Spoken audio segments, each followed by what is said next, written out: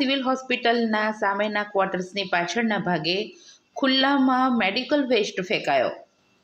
ડાંગ જિલ્લાના આહવા સિવિલ હોસ્પિટલની સામે આવેલ ક્વાર્ટર્સની પાછળના ભાગે એક્સપાયર થઈ ગયેલ સરકારી દવાઓનો જથ્થો મોટા પ્રમાણમાં ફેંકી દેવામાં આવ્યો હોવાથી મૂંગા પશુઓ તે મેડિકલ વેસ્ટને ખાઈ રહ્યા હોય તેવા દ્રશ્ય જોવા મળ્યા હતા.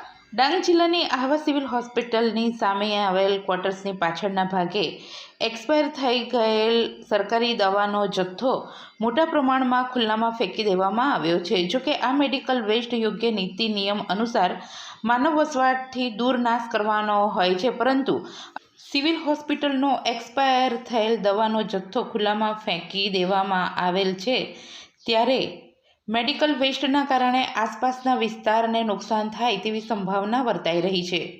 તેમજ મેડિકલ વેસ્ટ ખુલ્લામાં ફેંકી દેવામાં આવેલ હોવાથી ગાય, ભેંસ જેવા મૂંગા પશુઓ આ મેડિકલ વેસ્ટને ખાવા માટે પ્રયત્ન કરી રહ્યા હોય તેવા દ્રશ્ય સામે આવ્યા હતા. તેવામાં આ મૂંગા પશુઓના પેટમાં આ મેડિકલ વેસ્ટ જાય તો કોઈ અઘટિત ઘટના બને તો કોણ જવાબદાર રહેશે તે પણ લોકોમાં ચર્ચાનો વિષય બન્યો છે. આ સમગ્ર મામલાને લઈ આરોગ્ય વિભાગ દ્વારા યોગ્ય તપાસ કરવામાં આવે અને તાત્કાલિક ધોરણે મેડિકલ વેસ્ટને ત્યાંથી દૂર કરવામાં આવે તે જરૂરી બન્યું છે. આ બાબતે આહવા સિવિલ હોસ્પિટલના આરએમઓએ શું કહ્યું સાંભળીએ. Narendra Patel, RMO general hospital Ahwa. આ બાબત અમારા ધ્યાન પર આવી છે અને એ બાબત માટે અમે પ્રાથમિક તપાસ કરી રહ્યા છે. એ એક્સપાયર થયેલી દવાઓનો જથ્થો ત્યાં જે સાચવવામાં આવેલો છે એ ખુલ્લામાં બહાર કઈ રીતે આવ્યો છે અને કઈ રીતે થયો છે એના નિકાલ માટેની પ્રક્રિયા ચાલુ છે.